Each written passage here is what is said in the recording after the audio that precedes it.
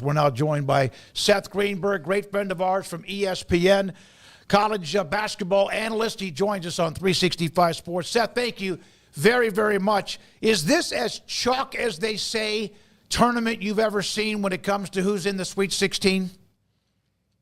Yeah, I mean, we've had this before. It's not like this is the first time this has ever transpired. I mean, yeah, there's a reason for it. Obviously, with NIL and the transfer portal and everything that surrounds it, you're having more and more. Basically, the mid-majors are turning into the G League or junior college, and the high majors are pilfering those guys. And on the other hand, they're going to go down to Division II and try to find, or lower Division I and try to recruit them. And it's kind of like the ecosystem of what college athletics is all about right now. Do you think that this is oh my gosh, the Cinderellas are gone, or like you said, we've had this before. Basketball, even with NIL and the transfer portal and in the conference, bloating and all these gigantic leagues, it's still just kind of about the hot hand, isn't it? And the guys who are under the radar that slip into those mid majors before the big guys find them. Yeah, I mean, and that's exactly what's happening. But look, we still Cinderellas. Last year we had NC State, right? I mean, they were Cinderella. It came from Power 5, but they swept through the ACC tournament, made it to the Final Four. This year we had McNeese State. So sometimes guys transfer down, and then one school gets 3 or 4 high majors that have transferred down, and you see what happens. I mean, McNeese had to, obviously had a great upset win over Clemson. So, you have a situation last night where, Colorado State almost beat Maryland. So you're having these great games. Are we going to have fewer upsets? Yeah, there's no doubt about it. We're going to have fewer upsets because, the balance of power is going to trickle up more than trickle down. And trickle up is basically these kids that have really, really good freshman or sophomore years. They're going to end up in, like I say, I call it the G League because right now they're, signing 1-year G League contracts. And you know what? NBA teams are bringing them up and signing them to, full contracts. And that's just the state of our game right now. Seth, are there specific, obviously Cooper Flagg with what he's doing at Duke, among some others, Broome at Auburn, there's others, a lot of great players that are left in the tournament.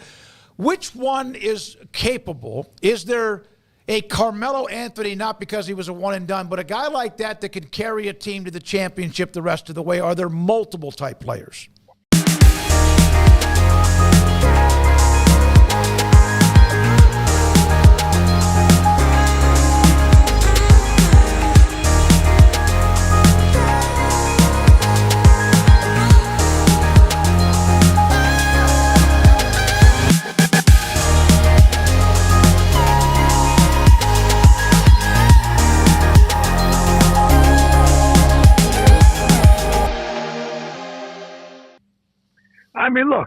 There are other players that can break through. And other programs and teams that can break through. Like Walter Clayton at Florida. Can he carry a team? The 2 big 7-footers at Michigan, Golden and Wolf. Can they break through and beat Auburn, knock them out, and maybe get a piece of Michigan State? Michigan State, Jace Richardson. Even though he didn't have a good game yesterday, could he? Or Derek Queen at Maryland, could he? JT Toppin, can he create Texas Tech and do those type of things? So there are players now. There aren't lottery picks. They're not lottery picks, but they're really good players and they're really good teams and they're older teams. The one team that's the interesting thing is the best game of next week is BYU Alabama. The pace of that game is going to be ridiculous. Yeah. That should end up – that could be like 100-98, like almost an Alabama-Auburn game that was played a couple of different times this year. But, boy, BYU, Seth, they are red hot. Yeah, they're red hot. They play really well. They share the ball. They have great spacing. They have shot makers all over the floor. They very good passing team. In a second-day preparation, they're hard to prepare for. Richard Saunders has been absolutely terrific. And those are the 2 big guys, Fusey and Traore, or Keita. Those 2 guys are literally, they're like bookends, but they're hard to match up with because they're so physical. Seth, the Arkansas and John Calipari, Kentucky and Mark Pope, BYU. This is kind of weird where you've got 3 Sweet 16 teams that made these coaching changes, and it all has worked out nearly perfectly for all of them in year one. Yeah, it has. And you just think about Musk created the whole trickle-down effect. And he's the only one on the outside looking in. But yeah, it's amazing. It took John a little while to figure his team out, had some injuries. They worked through that. BYU wasn't guarding very well early. They're guarding better, and they're explosive offensively for Kevin Young. And then you've got, Mark Pope, who dealt with some injuries, and they're playing good basketball. And they've improved defensively to an extent. Yeah, it's interesting. I guess Cal didn't forget how to coach, and Pope finally won the NCAA tournament game. And Kevin Young now, well, he's the only one that plays, space and pace. So it's, you get all these scenarios. Dusty May might have done a good job as any of them, though, moving to a new school. I got to tell you, I didn't watch Michigan a lot, but there was one game I watched them earlier, maybe a month ago. They beat Nebraska like 46-45, and it was not fun to watch. I never really watched them enough to realize how damn good those two bigs are inside. They're athletic, they can move, they're mobile, and they just ate up A&M eventually and wore them down. And of course, the guard is Greg Donaldson, too. Yeah, Donaldson, another conspiracy, former Auburn guard playing against Auburn. So, there's conspiracies all over. It was the Rick Pitino, obviously John Calipari conspiracy. There's all conspiracies throughout the bracket. But, yeah, I mean, Michigan's very good. Donaldson's good. Ronnie Gale played really, really well. They just have a lot of – their pieces fit really well. Seth, was this the best job? He's had great years before. That's how he grew up through UMass and what he did, Memphis, and then, of course, his career. Was this Calipari's kind of like, hey, I'm not gone? Is this one of his best coaching jobs ever?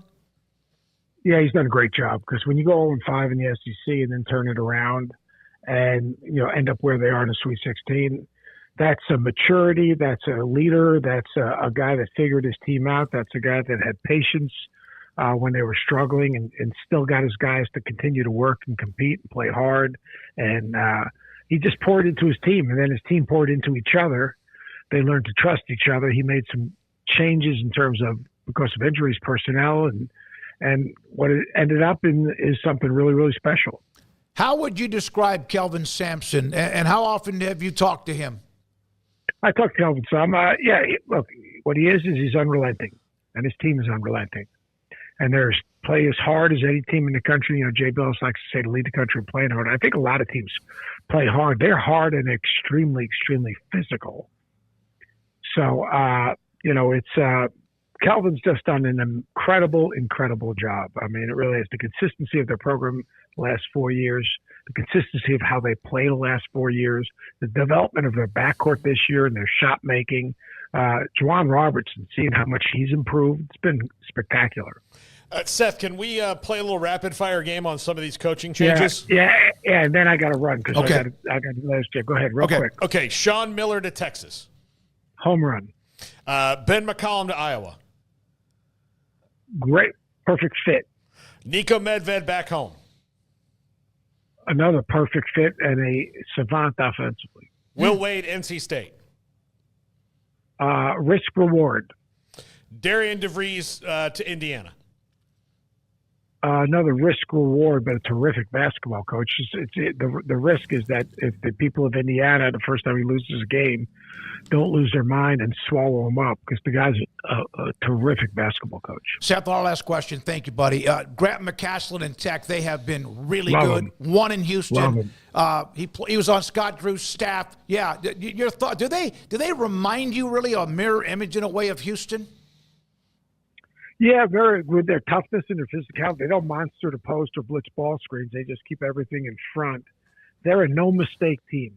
You've got to beat them. And the personnel is good. The freshman Anderson kid's really good. Mm-hmm. Obviously Williams is just a matchup kind of problem.